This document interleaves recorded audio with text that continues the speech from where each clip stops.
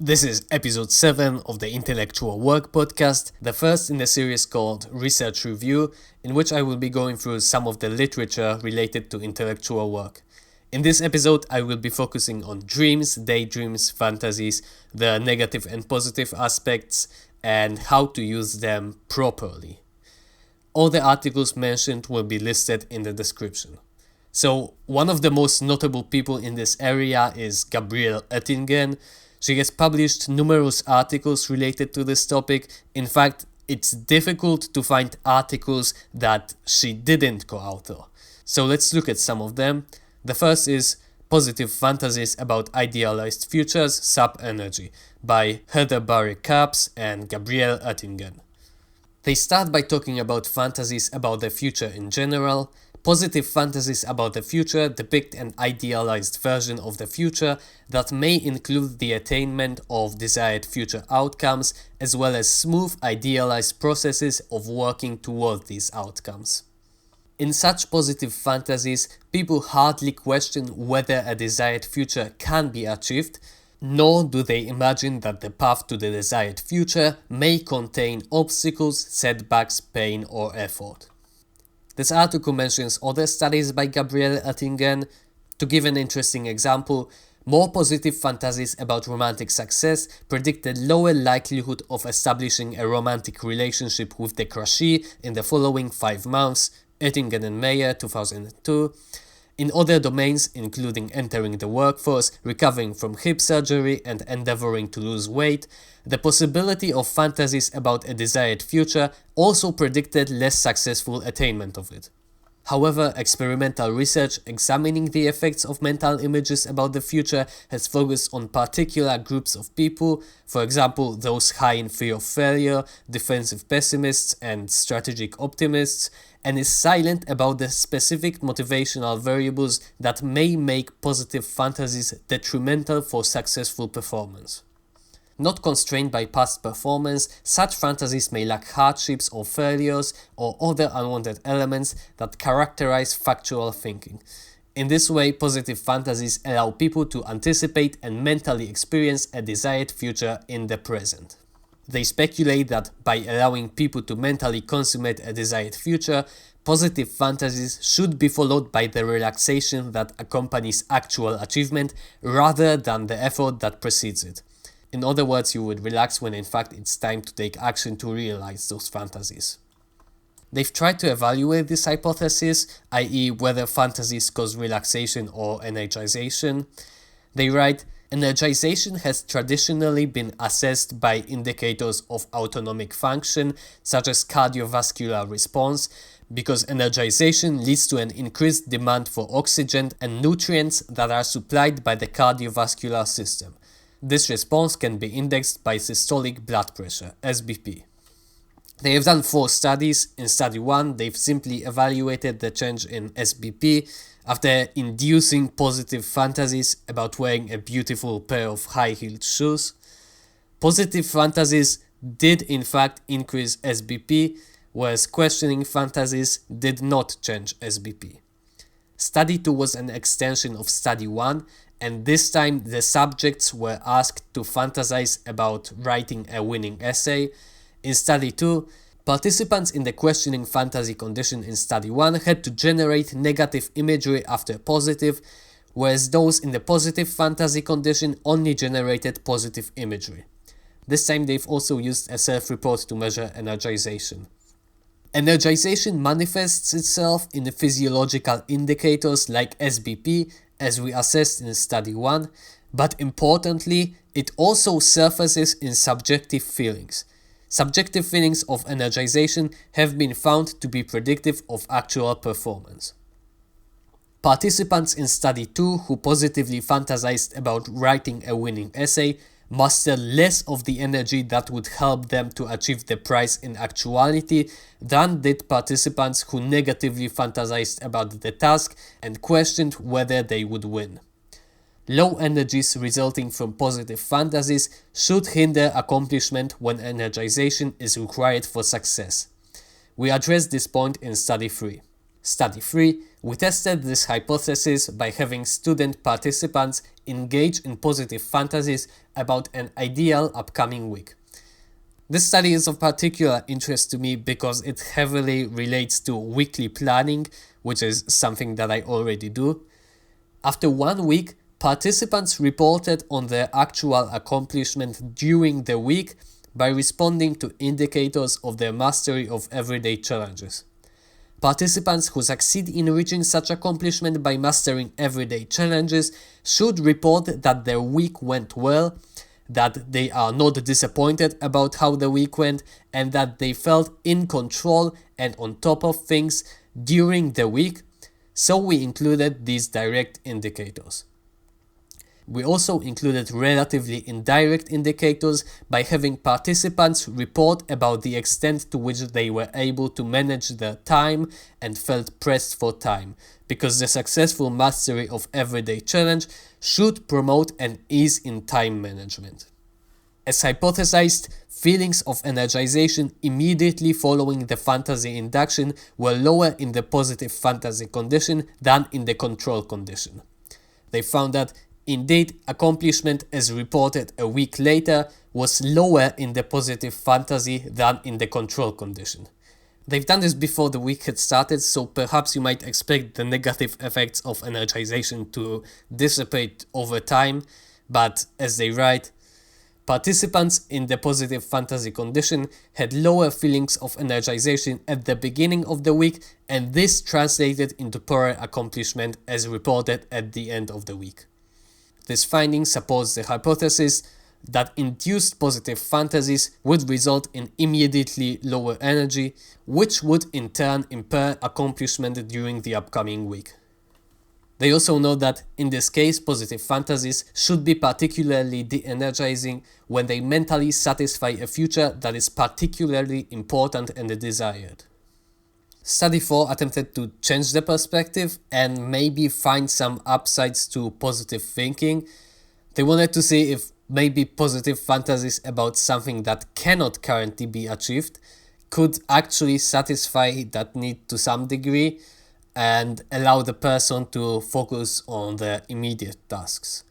Hierarchical models of needs posit that before people can attend to satisfying higher order psychological and social needs, for example need for achievement, they must have satisfied their lower order, for example physiological needs.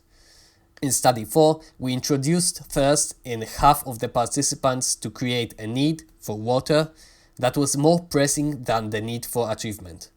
Participants with a high need for achievement, i.e. the need for achievement was allowed to surface as participants had no need for water, should show a stronger decrease in energy after fantasizing about a good grade than about a drink, because the academic success fantasy rather than the drinking fantasy pertains to the pressing need. This difference should not evince in participants with a low need for achievement, i.e. the need for achievement was silenced as participants had a need for water. So for the not thirsty half, SBP should decrease after positive fantasies about academia more than after positive fantasies about drinking, and for the thirsty half, SBP should decrease after positive fantasies about drinking more than after positive fantasies about academia. The fantasies themselves were induced by having the participants read a description of a situation and they were asked to imagine themselves in the situation. The hypotheses have been confirmed.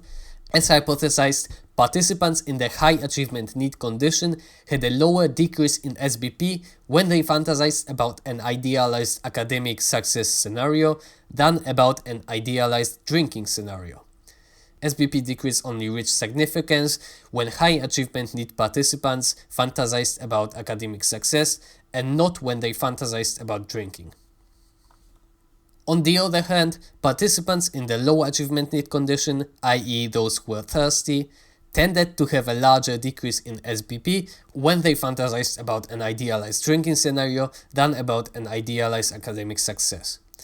Isolating participants by condition showed that SBP only decreased when low achievement need, thirsty, participants fantasized about drinking, and not when they fantasized about academic success.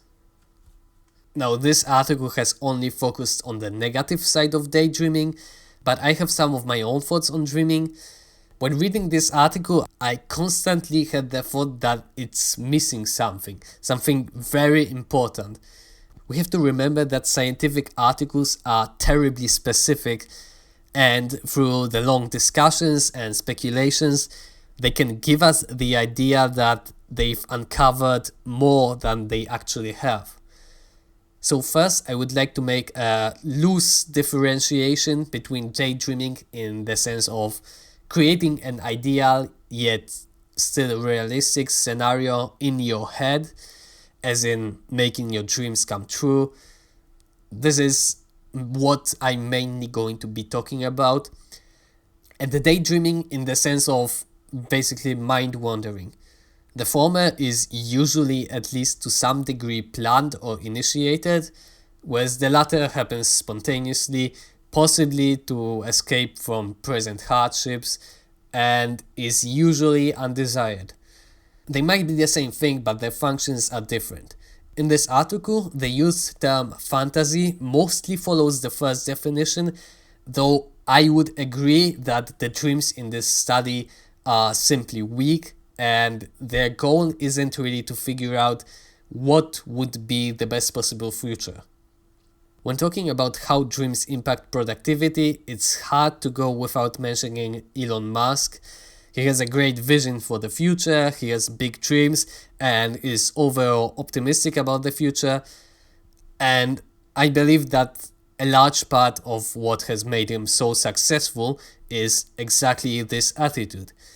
And I owe most of my accomplishments to trying to realize my dreams as well, whereas this article seems to completely miss that. Surely there must have been something that they are missing, but I couldn't quite put my finger on it. Well, I think I figured it out. I think this research considers only a very narrow definition of a fantasy and a very narrow effect that they can have. So let me broaden your perspective a bit. Those are the uses of dreaming that I came up with. A. Dreaming is hands down the best way to generate new ideas. Maybe besides actually working and coming up with new ideas as you get more done, as your perspective changes with the environment. B. Dreaming allows you to look at the bigger picture by not binding you to your immediate surroundings. And C. Dreaming allows you to consider scenarios that are completely outlandish but still not entirely unrealistic. Maybe it would be too difficult for you to achieve, but technically it is possible. All in all, dreaming allows you to create in your mind a fantastic future for which to strive. If you can only make the connection between your dreams and the present, then you can just work to achieve that. Dreaming also relates to longer term goals, which is shorter term or tactical tasks to reach those longer term or strategic objectives. Choosing itself does not necessarily benefit from being too down to earth, especially when it pertains to long-term goals which require perspective. Only after we have chosen the strategic tasks do we actually need to start to think in a more down-to-earth manner to work to reach them. And this next article, also by Gabriele Oettingen, seems to be approaching that idea, though very lightly. It's Fantasy About the Future as Friend and Foe by Gabriele Oettingen and A. Timur Sevincer. They start by basically describing what I've discussed with relation to the last article, and they continue in the abstract. Turning to fantasy realization theory, we then describe a self-regulation strategy and its underlying mechanisms and processes, which, when put into practice, has been found to counterbalance the energy-sucking effect of positive fantasies and translate them into action. They mainly restate the points made in the previous article. However, there are a couple of interesting points that they make, such as, when required to wait for an important unknown outcome, positive thoughts and images make people feel worse in the case of unfortunate news and less happy if the news is good. They also say that in a study of elderly adults, those who envisioned their future selves as more happy than their present selves similarly reported being less happy when assessed later on, potentially because they did not consider the inevitable uncomfortable realities of aging and were thus unprepared and consequently more disappointed when they hit. Another study of elderly adults likewise found a predictive relationship between foreseeing future happiness and worse health and lowered longevity in the future. Also, in a study of women enrolled in a weight-reducing program, for example, Oettingen and Warden found that the more positive the participants' fantasies of success were, the less weight they lost when assessed 3 months and 1 year later. They also talk about some positive, though very weak, effects of positive fantasies. The energy-sapping effects of positive future fantasies are not necessarily always a problem. In 2 experiments, college students were instructed to fantasize positively about a hypothetical scenario, being rewarded a large sum of money. In the 2 control groups, participants either did not receive any fantasy inductions or were instructed to question whether receiving the money would in fact be so pleasurable after all. Afterward, the students had to choose between receiving a small sum of money right away versus a large sum of money later on. Students in the positive fantasy group volunteered to wait for the larger sum more happily than students in both control groups. The results suggest that positive fantasies made students more patient and able to wait for their wished-for future.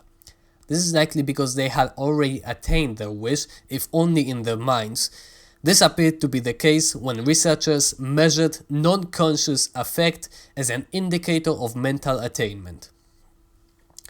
When wish fulfillment is easy, for example, people living in a large city choosing to dine at an Italian restaurant rather than a French restaurant, it doesn't take much involvement of time and energy to fulfill one's fantasies. And this could be useful since when dreaming about the future, you don't have to take any actions yet, just choose. When wishes are complex and harder to realize, however, positive fantasies become a problem due to their energy-sapping effects. Now they proceed to laying out the process in which fantasies could be utilized. Fantasies aren't entirely worthless. They give us something to strive for and provide direction to our actions. For example, a person might identify a wish to jog vigorously 7 days a week. After completing that first step of wish identification, second, she would imagine herself fulfilling that scenario and the great feelings of fitness that come with it. Third, she would identify and imagine her tiredness after work as her own personal obstacle. If she perceives her after-work tiredness as surmountable, she will stick to the exercise schedule she set for herself.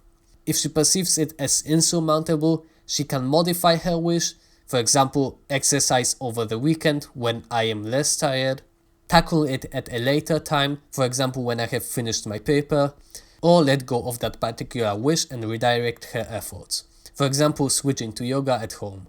She can also attempt to circumvent the obstacle entirely by preventing it from occurring.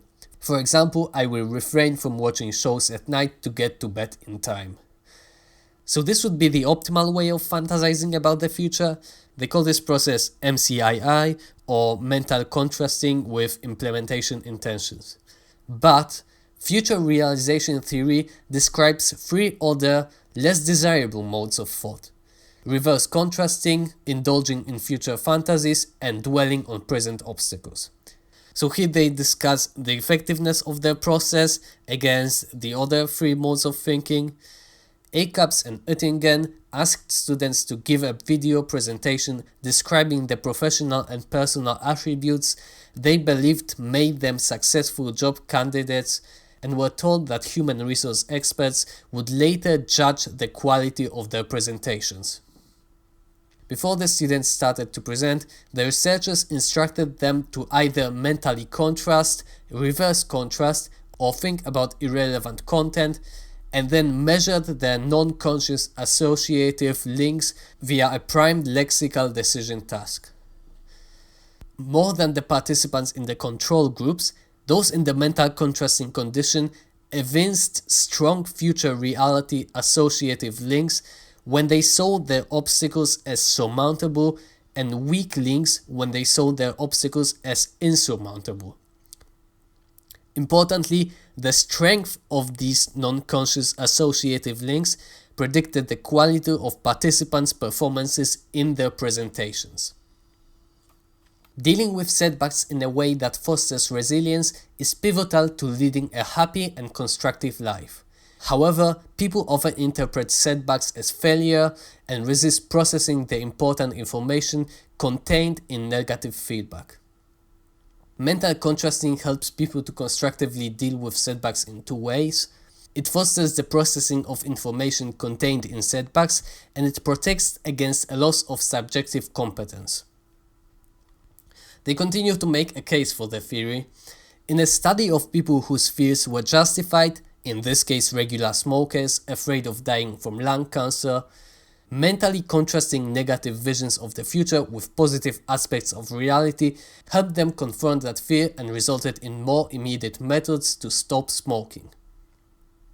In a study of people with the unjustified fear of losing job opportunities to immigrants, mentally contrasting enabled them to lose that fear, leading to more tolerance and willingness to integrate with immigrants. The findings suggest that people who see the future as malleable and worthwhile, and those who are well self-regulated, use mental contrasting, which likely has a reciprocal effect, in turn allowing them to attain their goals and master their everyday lives.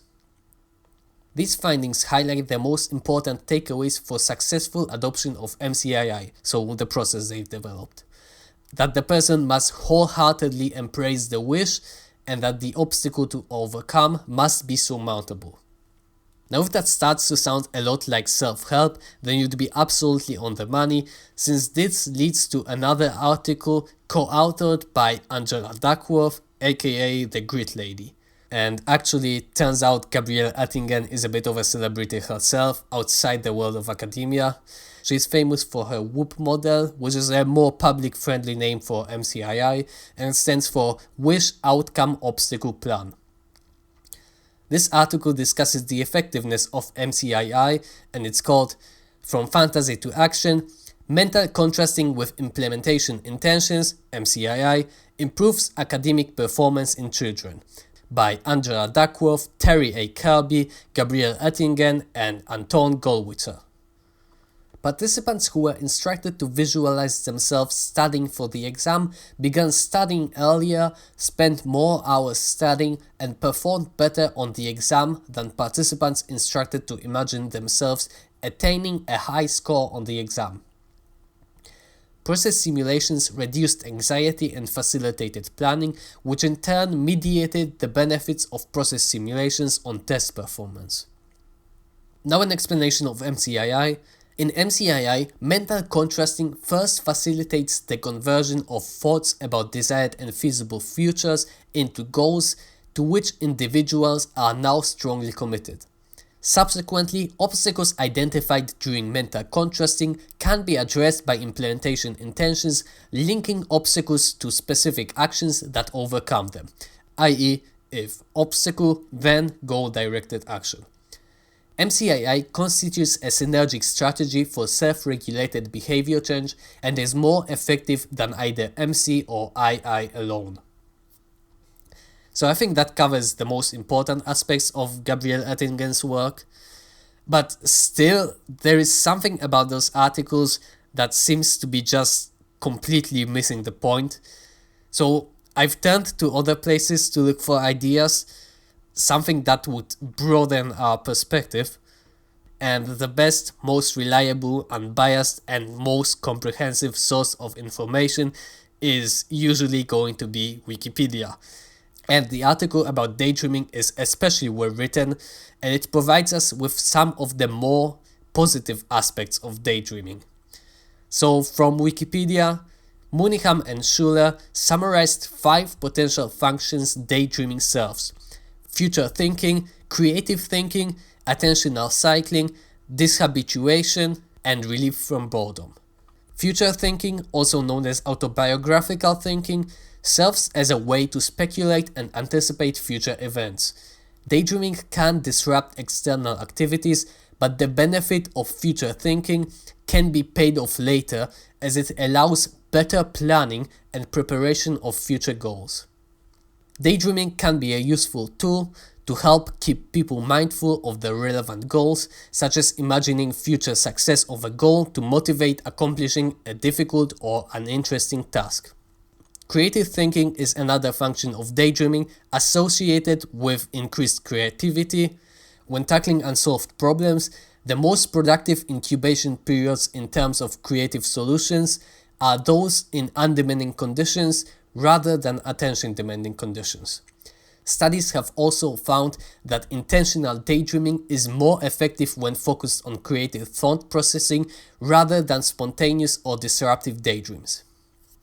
Attentional cycling is an adaptive function of daydreaming in that it helps to keep people's behaviors relatively optimal when there are multiple target problems at the same time.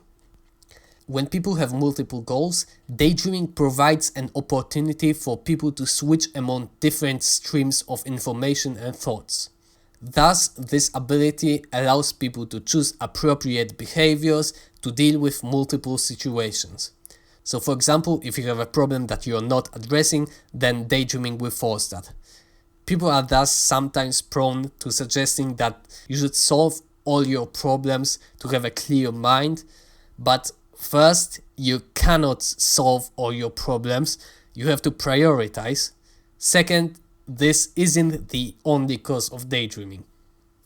This habituation is beneficial in the situation when the internal response to the external stimulus decreases as the external stimulus repeats during learning process. One research identified this effect in learning and showed that learning is more effective with distributed practices rather than mass practices.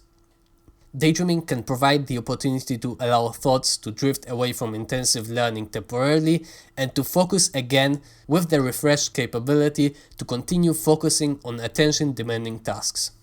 I would be careful with that though. I think it's too easy to let yourself go if you allow it to happen at all. I would rather study suboptimally for a longer period and then take a break than to risk just allowing myself to be lazy. Besides, when we think we're studying, a lot of what we actually do is not trying to understand a new concept, but for example search for the relevant part of the text. Relief from boredom is an obvious and adaptive function of daydreaming. Daydreaming can also be used to imagine social situations. Humans are naturally oriented to be social in behavior and actively seek the approval and company of others. Social daydreaming occurs as past social occurrences and future outcomes of anticipated events and conversations are imagined. According to research, daydreaming and social cognition have strong overlapping similarities when activated portions of the brain are observed.